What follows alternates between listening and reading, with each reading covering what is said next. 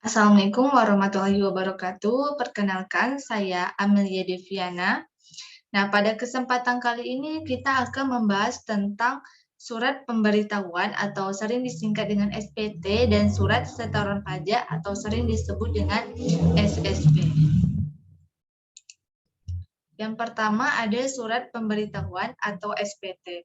Nah, ini merupakan surat edaran yang mana oleh wajib pajak digunakan untuk melaporkan penghitungan atau pembayaran pajak, objek pajak dan atau bukan objek pajak, dan juga harta dan kewajiban sesuai dengan ketentuan peraturan perundang-undangan perpajakan.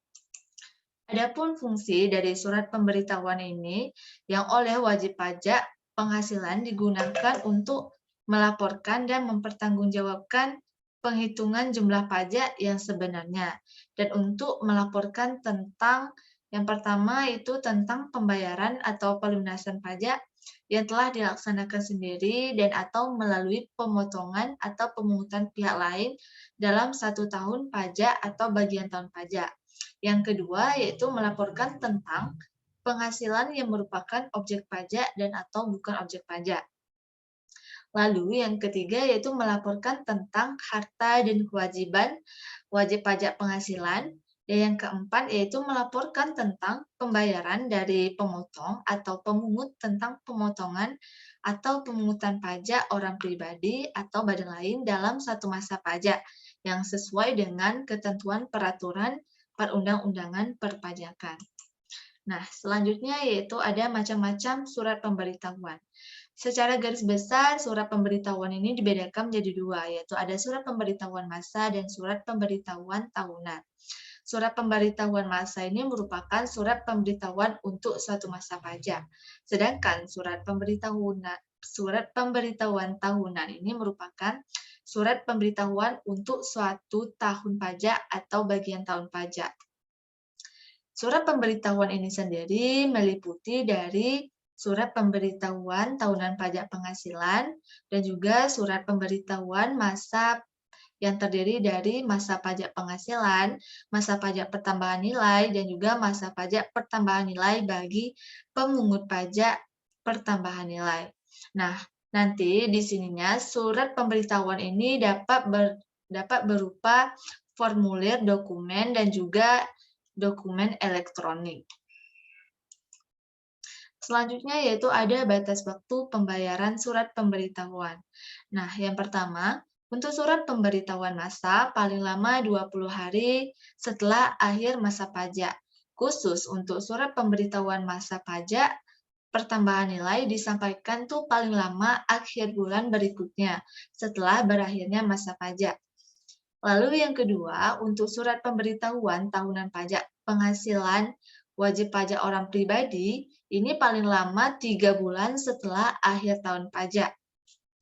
Lalu yang terakhir, untuk surat pemberitahuan tahunan pajak penghasilan wajib pajak badan ini paling lama 4 bulan setelah akhir tahun pajak. Selanjutnya, penundaan pembayaran surat pemberitahuan.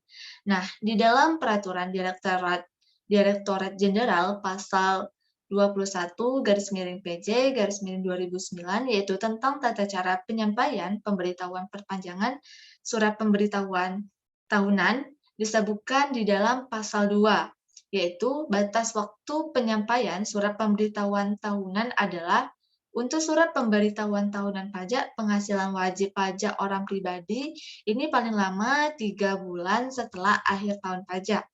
Dan untuk surat pemberitahuan tahunan pajak penghasilan wajib pajak badan paling lama 4 bulan setelah akhir tahun pajak. Lalu, wajib pajak dapat memperpanjang jangka waktu penyampaian surat pemberitahuan tahunan sebagaimana yang telah dimaksudkan di dalam pasal 1 paling lama 2 bulan sejak batas waktu penyampaian surat pemberitahuan tahunan dengan cara menyampaikan pemberitahuan perpanjangan surat pemberitahuan tahunan. Lalu sanksi terlambat atau tidak menyampaikan surat pemberitahuan. Nah, di sini nanti akan ada sanksi bagi yang terlambat atau tidak menyampaikan surat pemberitahuan. Nah, apabila surat pemberitahuan tidak disampaikan dalam jangka waktu yang telah ditentukan atau batas waktu perpanjangan penyampaian surat pemberitahuan, maka akan dikenai sanksi administrasi yang berupa denda, yaitu yang pertama sebesar Rp500.000 untuk surat pemberitahuan masa pajak pertambahan nilai, Rp100.000 untuk surat pemberitahuan masa lainnya, dan Rp1.000.000 untuk surat pemberitahuan tahunan pajak penghasilan wajib pajak badan, dan Rp100.000 untuk surat pemberitahuan tahunan pajak penghasilan wajib pajak orang pribadi.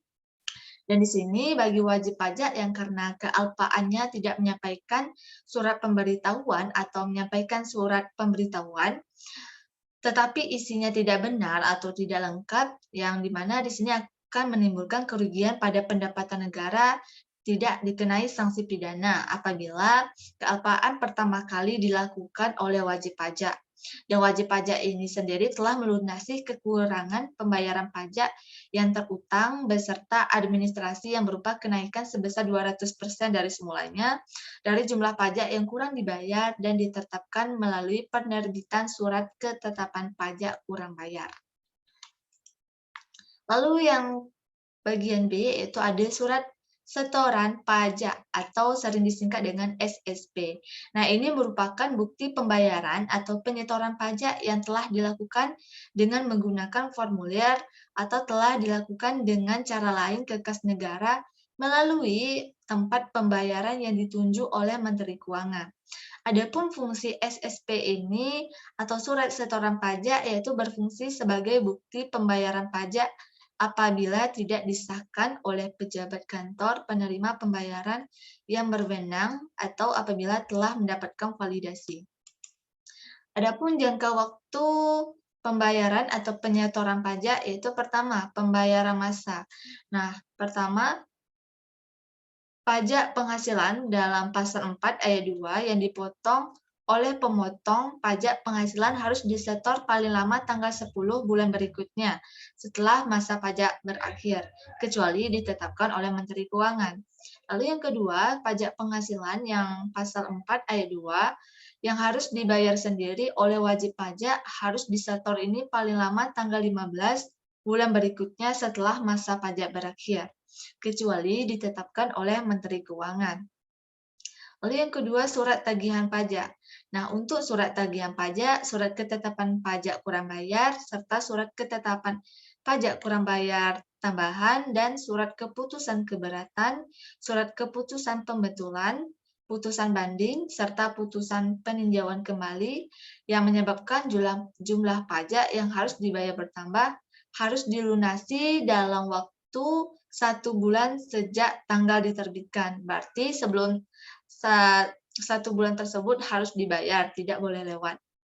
Lalu kekurangan pembayaran pajak. Nah, untuk kekurangan pembayaran pajak yang terutang berdasarkan surat pemberitahuan tahunan pajak penghasilan harus dibayar lunas sebelum surat pemberitahuan pajak penghasilan disampaikan.